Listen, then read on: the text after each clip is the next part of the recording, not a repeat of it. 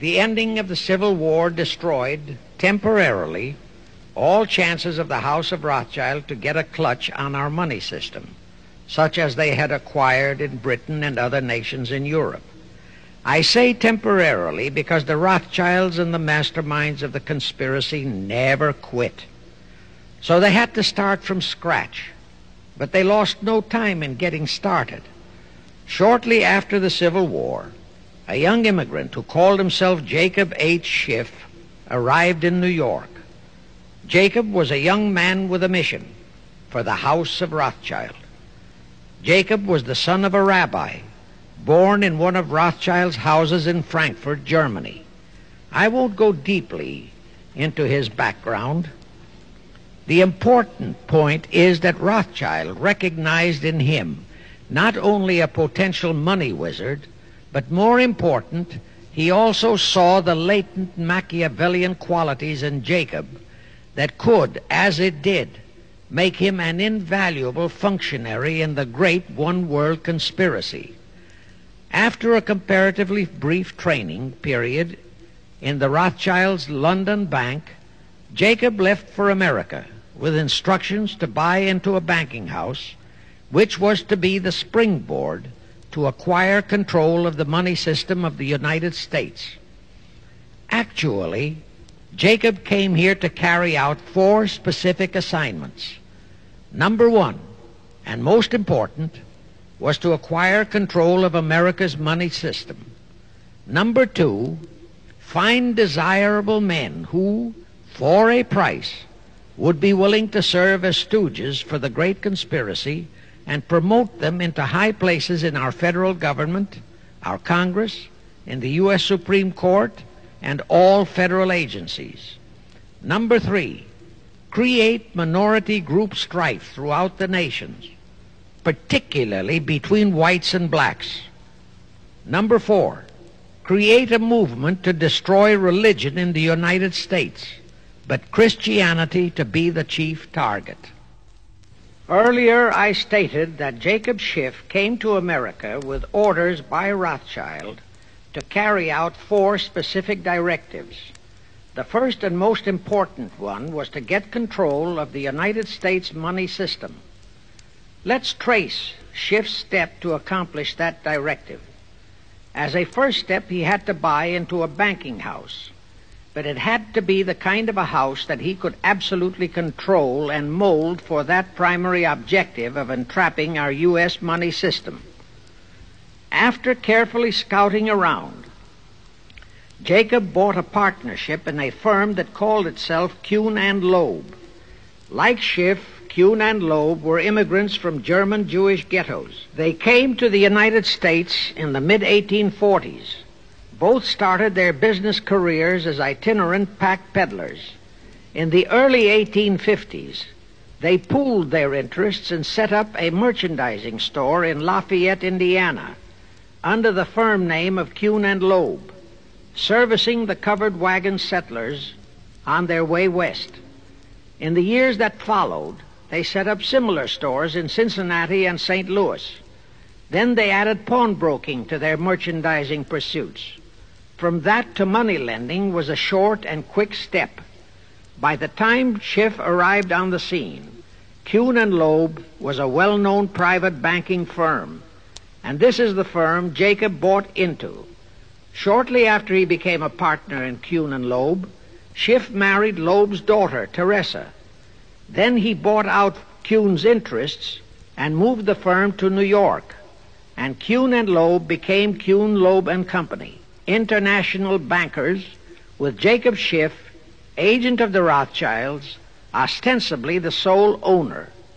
And throughout his career, this blend of Judas and Machiavelli, the first hierarch of the Illuminati, great conspiracy in America, posed as a generous philanthropist and a man of great holiness, the cover-up policy set forth by the Illuminati. As I have stated, the first great step of the conspiracy was to be the entrapment of our money system. To achieve that objective, Schiff had to get full cooperation of the then big banker elements in America, and that was easier said than done. Even in those years, Wall Street was the heart of the American money mart, and J.P. Morgan was its dictator. Next in line were the Drexels and the Biddles in Philadelphia. All the other financiers, big and little, danced to the music of those three houses, but particularly to that of Morgan.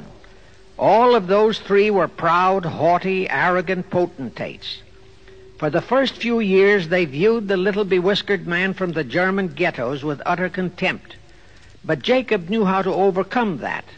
He threw a few Rothschild bones to them, said bones being distribution in America of desirable European stock and bond issues. Then he discovered he had a still more potent weapon in his hands in the following. It was in the decades following our Civil War that our industries began to burgeon. We had great railroads to build. The oil, mining, steel, textile industries were bursting out of their swaddling clothes. All that called for vast financing. Much of that financing had to come from abroad. That meant the House of Rothschild. And that was when Schiff came into his own. He played a very crafty game. He became the patron saint of John D. Rockefeller, Edward R. Harriman, and Andrew Carnegie. He financed the Standard Oil Company for Rocky, the railroad empire for Harriman, and the steel empire for Carnegie. But instead of hogging all the other industries for Kuhn, Loeb and Company, he opened the doors of the House of Rothschild to Morgan, Biddle, and Drexel. In turn, Rothschild arranged the setting up of London, Paris, European, and other branches for those three, but always in partnerships with Rothschild subordinates. And Rothschild made it very clear to all those men that Schiff was to be the boss in New York. Thus, at the turn of the century, Schiff had a tight control of the entire banking fraternity on Wall Street, which by then, with Schiff's help, included Lehman Brothers, Goldman Sachs, and other internationalist banks, headed by men chosen by the Rothschilds. In short, that meant control of the nation's money powers, and he was then ready for the giant step, the entrapment of our national money system. Now, under our Constitution, all control of our money system is vested solely in our Congress. Schiff's next important step was to seduce our Congress to betray that constitutional edict by surrendering that control to the hierarchy of the Illuminati's great conspiracy. In order to legalize that surrender and thus make the people powerless to resist it, it would be necessary to have Congress enact special legislation. To accomplish that, Schiff would have to infiltrate stooges into both houses of Congress, stooges powerful enough to railroad Congress into passing such legislation. Equally, or even more important, he would have to plant a stooge in the White House, a president without integrity and without scruples, who would sign that legislation into law. To accomplish that, he had to get control of either the Republican or the Democratic Party. The Democratic Party was the more vulnerable. It was the hungrier of the two parties. Except for Grover Cleveland, the Democrats had been unable to land one of their men in the White House since before the Civil War. There were two reasons for that. Number one, poverty of the party. Number two, there were considerably more Republican-minded voters than Democrats. The poverty matter was not a great problem, but the voter problem was a different story. But as I previously said, Schiff was a smart cookie. Here is the atrocious and murderous method he employed to solve that voter problem. His solution emphasizes how very little the Jewish internationalist bankers care about their own racial brethren, as you shall see. Suddenly, around 1890, there broke out a nationwide series of pogroms in Russia. Many, many thousands of innocent Jews, men, women, and children, were slaughtered by the Cossacks and other peasants. Similar pogroms with similar slaughter of innocent Jews broke out in Poland, Romania, and Bulgaria. All those pogroms were fomented by Rothschild agents. As a result, Jewish terrified refugees from all those nations swarmed into the United States, and that continued throughout the next 2 or 3 decades, because the pogroms were continuous through all those years. All those refugees were aided by self-styled humanitarian committees set up by Schiff, the Rothschilds, and all the Rothschild affiliates. In the main, the refugees streamed into New York, but the Schiff-Rothschild humanitarian committees found ways to shuffle many of them into other large cities, such as Chicago, Boston, Philadelphia, Detroit, Los Angeles, etc. All of them were quickly transformed into naturalized citizens and educated to register as Democrats. Thus, all of that so-called minority group became solid Democratic voter blocs in their communities, all controlled and maneuvered by their so-called benefactors. And shortly after the turn of the century, they became vital factors in the political life of our nation. That was one of the methods Schiff employed to plant men like Nelson Aldrich in our Senate and Woodrow Wilson in the White House. At this point, let me remind you of another of the important jobs that was assigned to Schiff when he was dispatched to America. I refer to the job of destroying the unity of the American people by creating minority group and racial strife. By the pogrom-driven Jewish refugees into America, Schiff was creating one ready-made minority group for that purpose. But the Jewish people as a whole, made fearful by the pogroms, could not be depended upon to create the violence necessary to destroy the unity of the American people. But right within America, there was an already made-to-order, although as yet a sleeping minority group, the Negroes, who could be sparked into so-called demonstrations, rioting, looting, murder, and every other type of lawlessness. All that was necessary was to incite and arouse them. Together, those two minority groups, properly maneuvered, could be used to create exactly the kind of strife in America the Illuminati would need to accomplish their objective. Thus, at the same time that Schiff and his co-conspirators were laying their plans for the entrapment of our money system, they were also perfecting plans to hit the unsuspecting American people with an explosive and terrifying racial upheaval that would tear the people into hate fractions and create chaos throughout the nation. Of course, perfecting those plans required time and infinitely patient organizing. First of all, they had to create leaderships and organizations to draw in millions of dupes, both Jewish and Negroes, who would do the demonstrating and commit the rioting, looting, and lawlessness. So in 1909, Schiff, the Lamans, and other conspirators organized and set up the National Association for the Advancement of the Colored People, known as the NAACP. The presidents, directors, and legal counsels of the NAACP were always white men, Jews appointed by Schiff. Then, in 1913, the Schiff Group organized the Anti-Defamation League of the B'nai B'rith, commonly known as the ADL, to serve as the Gestapo and hatchet man outfit for the entire great conspiracy. It was in 1908 that Schiff decided the time had come for his seizure of our money system.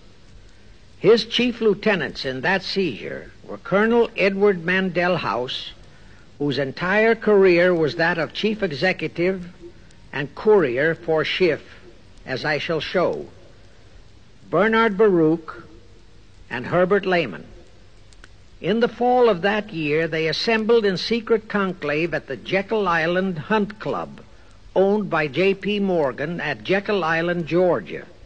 Among those present were J.P. Morgan, John D. Rockefeller, Colonel House, Senator Nelson Aldrich, Schiff, Stillman and Vanderlip of the New York National City Bank, W. and J. Seligman, Eugene Meyer, Bernard Baruch, Herbert Lehman, Paul Warburg, in short, all of the international bankers in America, all of them members of the hierarchy of the Illuminati's great conspiracy. A week later, they emerged with what they called the Federal Reserve System. Senator Aldrich was the stooge who was to railroad it through Congress. But they held that railroading in abeyance for one chief reason. They would first have to plant their man, an obedient stooge, in the White House to sign the Federal Reserve Act into law. They knew that even if the Senate would pass that act unanimously, the then newly elected President Taft would promptly veto it. So they waited. In 1912, their man, Woodrow Wilson, was elected to the presidency. Immediately after Wilson was inaugurated, Senator Aldrich railroaded the Federal Reserve Act through both houses of Congress, and Wilson promptly signed it, and the Federal Reserve Act became law. That heinous act of treason was committed in December 23, 1913, 2 days before Christmas, when all the members of Congress, except for several carefully picked representatives and 3 equally carefully picked senators, were away from Washington. How heinously treasonous was that act? I'll tell you. Our founding fathers knew full well the power of money. They knew that whoever had that power held the destiny of our nation in his hands. Therefore, they carefully guarded this power when they set forth in the Constitution that Congress, the elected representatives of the people, alone would have that power. The constitutional language on this point is brief, concise, and specific, stated in Article 1, Section 8, Paragraph 5, defining the duties and powers of Congress, and I quote, "To coin money, regulate the value thereof, and of foreign coin, and the standard of weights and measures," unquote. But on that tragic, unforgettable day of infamy, December 23, 1913, the men we sent to Washington to safeguard our interests, the representatives and senators and Woodrow Wilson, delivered the destiny of our nation into the hands of 2 aliens from Eastern Europe, Jacob Schiff and Paul Warburg. Warburg was a very recent immigrant who came here on orders from Rothschild for the express purpose of blueprinting that foul Federal Reserve Act. Now, the vast majority of the American people think that the Federal Reserve System is a United States government-owned agency.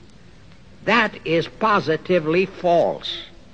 All of the stock of the Federal Reserve banks is owned by the member banks, and the heads of the member banks are all members of the hierarchy of the great Illuminati conspiracy known today as the CFR.